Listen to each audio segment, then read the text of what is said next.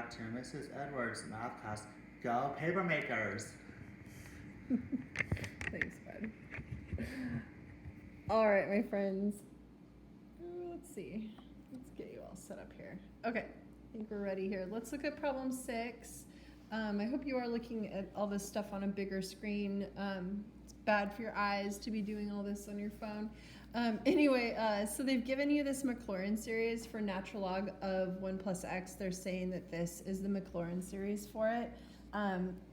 So just one thing I would do before I get started is I would write down that the natural log of 1 plus x is equal to x minus x squared over 2 plus x cubed over 3 minus x to the 4th over 4 down to, this is just the general term,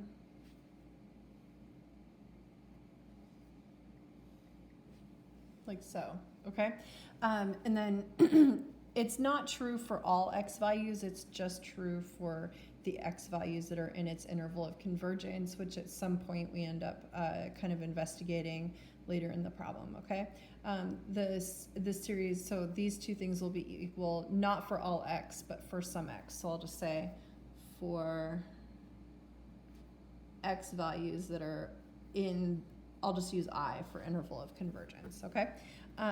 So let f be the function defined by f of x equaling x times the natural log of 1 plus x over 3. For part A, they want us to write the first 4 non-zero terms and the general term of the Maclaurin series for f. So for part A, just writing this piece down is actually really helpful. And then we're just going to build up this expression here. So the first thing I'm going to do is replace x with x over 3, just using substitution on both sides of the equation. So the natural log of 1 plus x over 3 would be, and I'm just going to replace all the x's with x over 3's.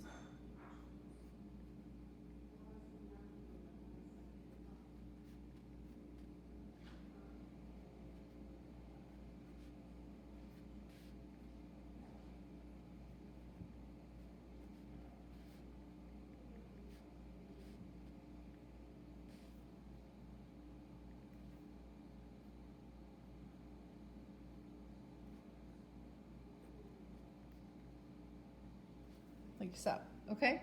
And then I think that, so I'm going to do two things at once. The next thing I'm going to do is multiply both sides of this by x to build this expression up here. So I'll have x times the natural log of 1 plus x over 3. And then on the right side, I'm just going to write x times, and then I'm just going to simplify these things term by term. So I'd have x times x over 3 is already simplified. Let's square this and then clean up the compound fraction. So we'd have x squared over 18 plus here you'd have x cubed over 81. And then here you'd have x to the 4th over 3 to the 4th is 81. And then I'm just going to say 81 times 4 there. And then cleaning this up a little bit, I would write that as negative 1 to the n plus 1 times x to the n over 3 to the n times n. Like that. And then now I'm going to distribute the x in. So I'd have x squared over 3 minus x cubed over 18 plus x to the 4th over 81 minus x to the 5th over whatever 81 times 4 is. Okay, you can, of course, multiply these two things out. If I wanted to put a little more brain energy into this, I could figure that out in a second. But the point is that but you don't really have to simplify things, and I'm just trying to demonstrate that. And then when you multiply x times the general term, your exponent here would increase by 1.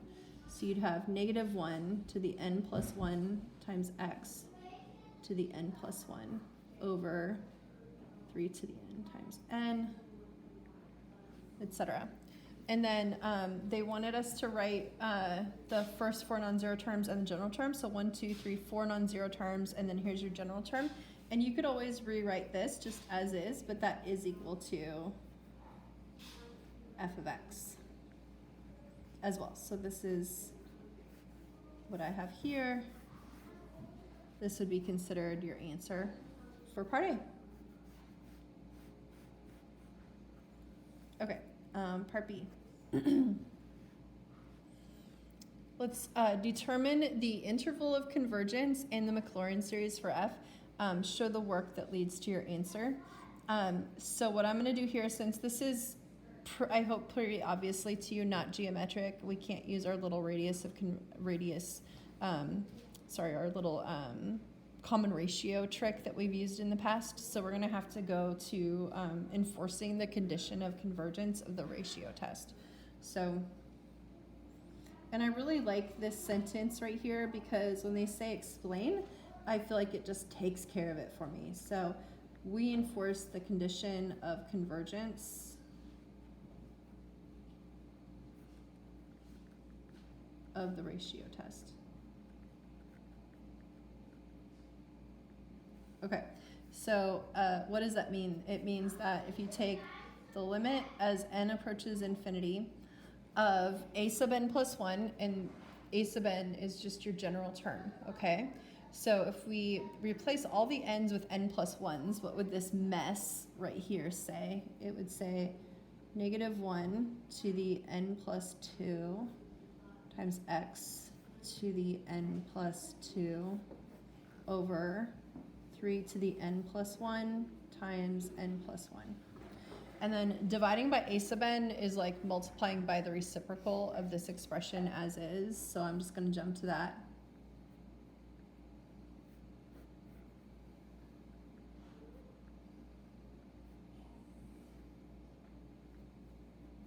And since we're enforcing the condition of convergence of the ratio test, we're going to force this to be less than 1. So next thing we're going to do is hopefully with some fun sound effects in your head, because otherwise this AP test is just no fun without sound effects, let me tell you. Casey, you have sound effects for canceling? Okay, ready? Okay, let's see what you got. You ready? Yeah. Okay, so ready? Go. That's wrong. Okay. Okay. All right, you're doing good, bud. Keep up the good work. Ready? Go. Oh my goodness, you're so good at this. Okay, right, keep going. More sound effects. Are you out? Are you out? That was it? You're out? Okay. Dude, was my car. Those were good. That was great, but I'm proud of you. Hey, show your work. Okay, thanks, man. All right, so let's see what we've got left after all that destruction, and let's hope I actually canceled that correctly and don't have to start this video over again. Anyway, so we've got -1 that's left up there. Not that it matters, it's an absolute value and it's a goner anyway. We have n, we have a 3 left on the bottom, and we have n plus 1. Oh, and we have an x right there. Okay. There it is. Okay. All right, and we're looking for the x values that would make this statement on the left be less than 1. So since your limit is in terms of n, everything else is a constant as far as the limit's concerned. So I'm going to factor out the -1, the x, and the over 3. And the -1 inside absolute value doesn't really do anything, so I'm just going to write that. And then we'd have the limit as n approaches infinity of the absolute value of x, absolute value of n over n plus 1. Okay, let's evaluate that limit. I hope you're okay with that being 1. And so now we're looking for the x values that would make this be true. I like factoring the 1/3 out and then multiplying it over. And so at this point, we would know that your interval of convergence would be at least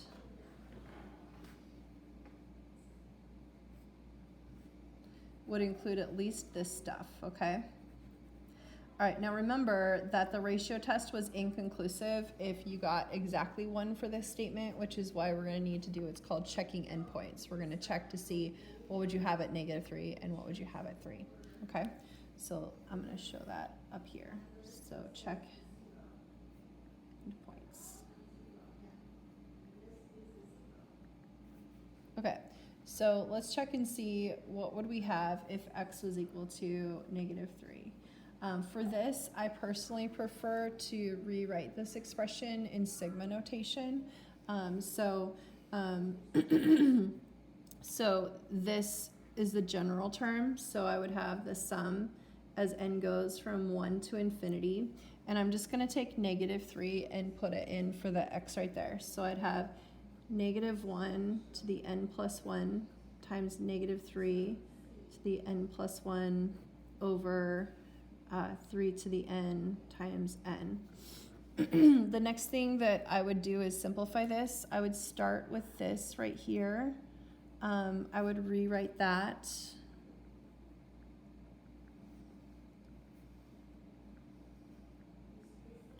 as -1 to the n plus 1 times +3 to the n plus 1, just using a property of exponents there. And then on the bottom, we'd have 3 to the n times n. Okay. Simplifying from there, let's see, -1 to the n plus 1 times -1 to the n plus 1, this ends up being a positive 1 for various reasons. You could just do properties of exponents. You get 2n plus 2, which is even. So you have -1 to an even power. So this all multiplies out to be 1. 3 to the n plus 1 is like 3 times 3 to the n. So those can cancel. And then you'd be left with 3 times n equals 1 to infinity of 1 over n.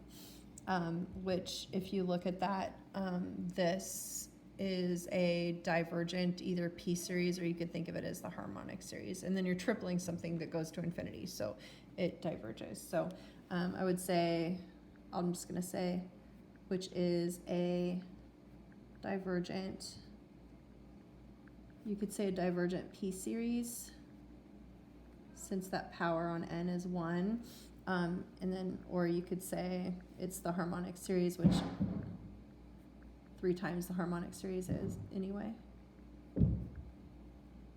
which also diverges, of course.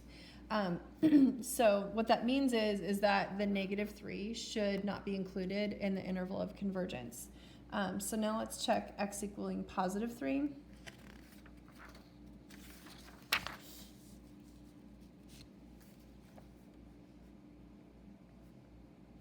So again, we're going to go up to this general term here and just put x equaling +3 in, so we're putting 3 in for x here.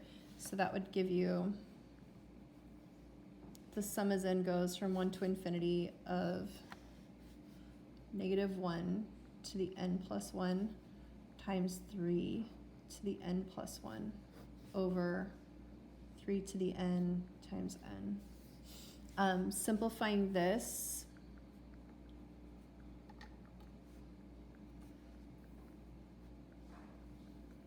the 3 to the n plus 1 could be thought of as 3 to the n times 1 more 3.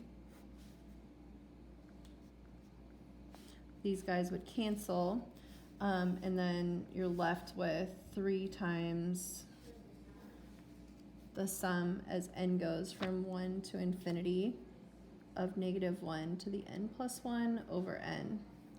And so if you look at this piece right here, this would be an alternating series, and the non-alternating part would be 1 over n. And so you need to check and make sure that the non-alternating part, as n goes to infinity, that it goes to 0, that the non-alternating part is always positive, and then that the non-alternating part, as n increases, the value of it decreases. In which case, if you could say yes to all those 3 things, which we can here, then you could say that this is a convergent alternating series.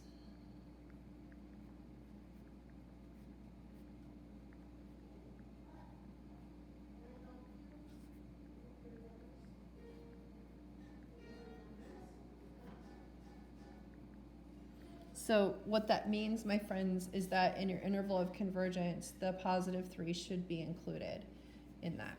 So at this point, we're done with finding it. So you just summarize your answer by saying that the interval of convergence would be x values from the interval from -3 to 3, not including the -3, but including the 3.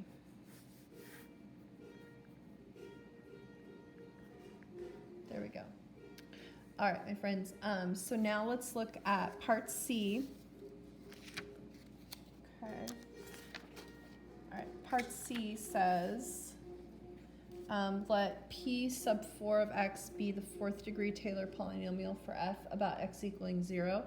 Use the alternating series error bound to find an upper bound for, this means the difference between the 4th degree Taylor polynomial approximation evaluated at 2, take away the real function value. The difference between, the 4th degree Taylor polynomial approximation at 2 and the difference between that and the actual function value at 2. Okay, so for this one, I would recommend starting by looking at, since f of x was equal to, and let's go back to what we had for f of x here. I'll copy it off of part A, okay?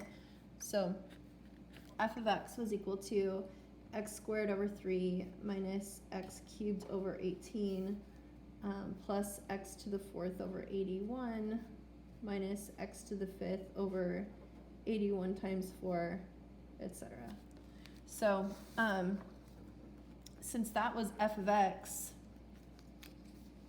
in the first place, then if you do f of 2, that would be exactly 2 squared over 3 minus 2 cubed over 18 plus 2 to the 4th over 81 minus 2 to the 5th over 81 times 4. And then to get the exact value, you'd have to continue into this manner forever. Now, how do I know that these two things really are equal to each other? Well, we found the interval of convergence for f in part B, and that was from -3 to 3, and 2 is in that interval of convergence. You could also tell by looking at this thing, it's an alternating series, and you can tell the non-alternating part would go to 0 and decrease in value and always be positive. So this equal sign is telling the truth. That's what I mean by that. Now, I know that some folks had a question about how to finish this problem. Pay close attention to what P sub 4 of x is. It's the 4th degree Taylor polynomial. So that doesn't mean the first 4 terms. It means that you just go out until you get to the term that has a degree 4 on it. So this piece would be P sub 4 of 2. So if you were to stop and subtotal it here, then this would be your approximation for the real thing. And what would the rest of this be? The rest of this would be your error, how wrong you are, okay?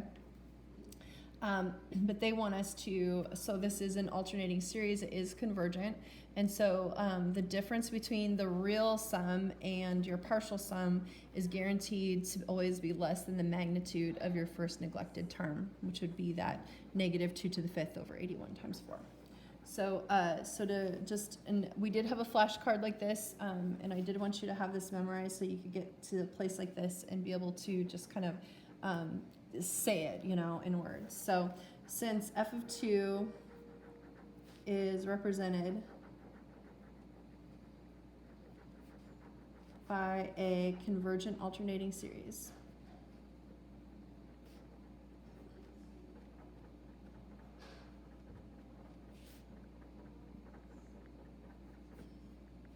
the difference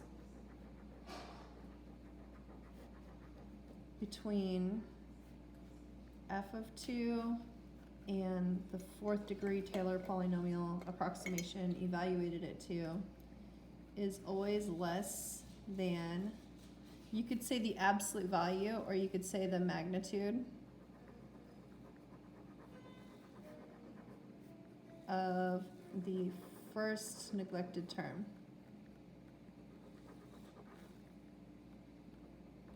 that is, now we're just going to say that exact same thing in math speak. So that is the difference between real f of 2 and that just adding up to the 4th degree term is going to be less than the magnitude of your first neglected term, which would be negative 2 to the 5th over 81 times 4. So now let's look at what this would be. The absolute value would make this be positive.